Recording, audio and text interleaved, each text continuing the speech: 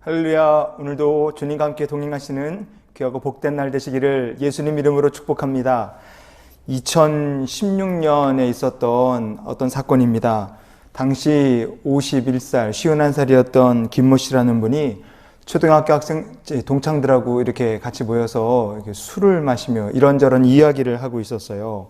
그러다가 이야기 중에 같이 초등학교를 다녔던 여자 동창들 3명이 자기를 좋아한다 이런 얘기를 하는 겁니다.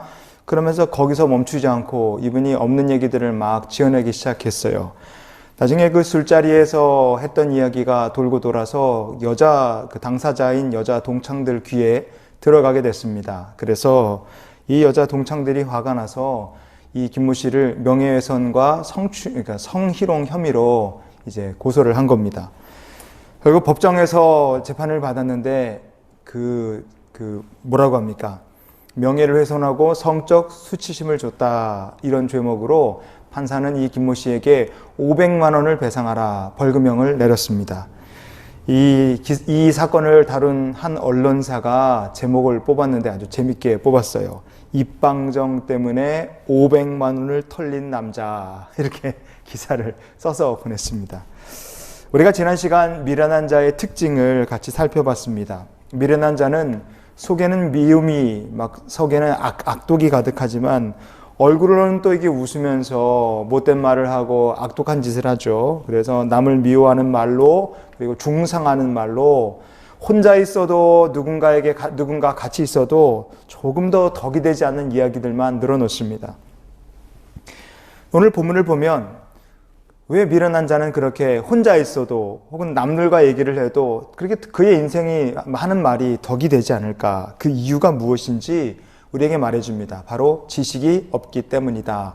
여호와를 아는 지식이 없기 때문이다. 그렇게 말해줍니다. 하나님 말씀 잠언 10장 21절 우리 같이 보시겠습니다.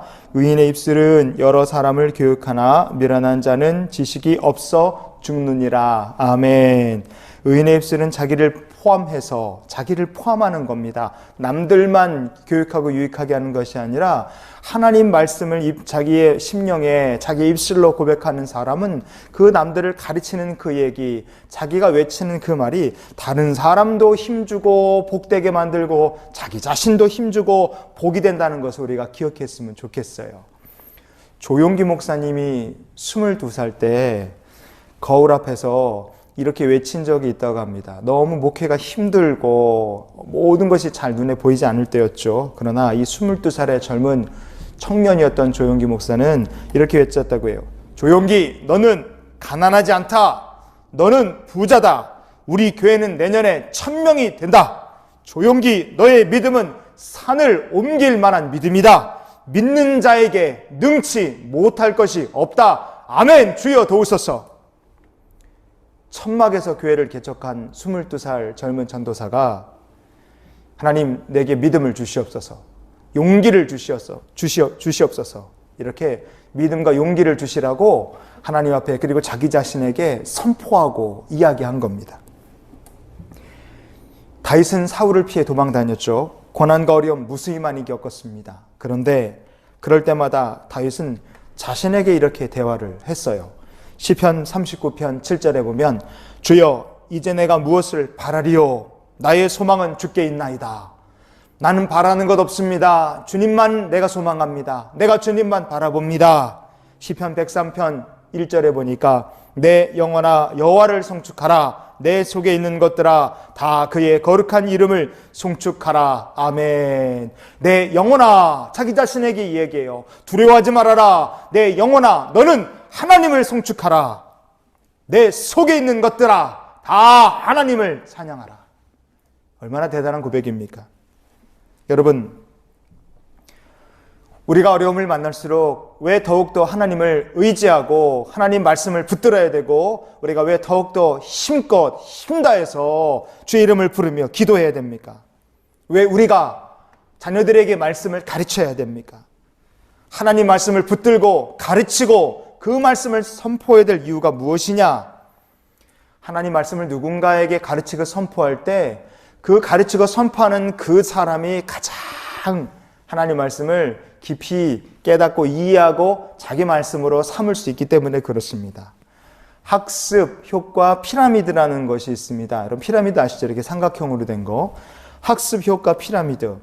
이 보면 누군가 공부를 하는데 그 공부가 자기 것이 되려면 어떻게 하는 게 가장 효과적인가? 그거 얘기하는 거예요. 자, 강의를 듣기만 한다. 수업을 들으면 수업 들은 거에 5%밖에는 그게 자기 게 되지 않는다고 합니다.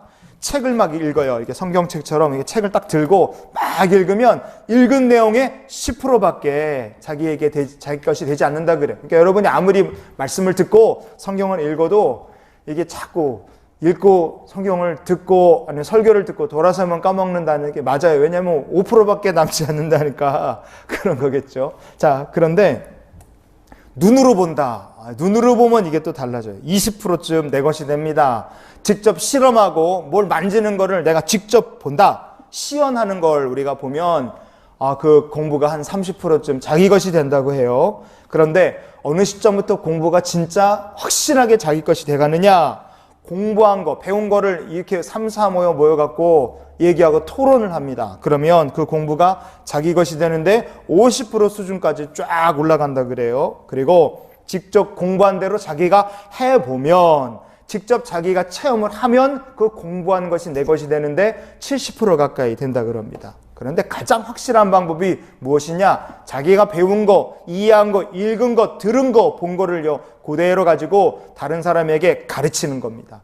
여러분, 가르치면 그 공부한 게 90% 이상 자기 것이 된다고 해요. 하나님께서 이스라엘 백성들에게 뭐 하라고 말씀하셨습니까? 신명기 6장 7절 같이 보시겠습니다. 내 자녀에게 부지런히 가르치며 집에 앉았을 때에든지 길을 갈 때에든지 누워 있을 때에든지 일어날 때에든지 이 말씀을 강론할 것이며 아멘. 가르쳐라, 강론해라 그러셨어요. 하나님의 말씀을 부지런히 가르치고 부지런하게 강론하는 사람은 다른 사람 말고요, 여러 사람에게 교육하고 가르치지만, 그러나 그 말씀을 듣는 사람도 복되지만 가장 그 말씀을 깊이 가까이 확실하게 붙드는 사람은 가르치는 그 사람입니다. 여러분, 그렇기 때문에 자녀에게 말씀을 가르치는 부모가 되시기 바랍니다. 그러면 자녀가 복되고요, 그 말씀을 자녀에게 가르치는 그 부모인 여러분 자신도 하나님 말씀을 붙드는 복 있는 자가 될 줄 믿으시기를 바랍니다. 여러분, 미련한 자도 하나님의 말씀을 다 들어볼 기회가 있었어요. 그렇죠? 그런데 왜 그들의 마음에 지식이 결국 남지 않는가? 말씀을 읽고 듣고 묵상하고 하나님 말씀대로 사는 것을 어떻게 살아야 될까 나누고 가르치는데 그들이 조금도 노력을 기울이지 않았기 때문에 그렇습니다. 부지런히 여러 사람에게 하나님의 말씀을 교육하는 사람, 증거하는 의인은 하나님께서 이런 복을 주신다 약속하셨어요. 잠언 10장 22절 다 함께 읽어보시겠습니다. 여호와께서 주시는 복은 사람을 부하게 하고 근심을 겸하여 주지 아니하시느니라. 아멘.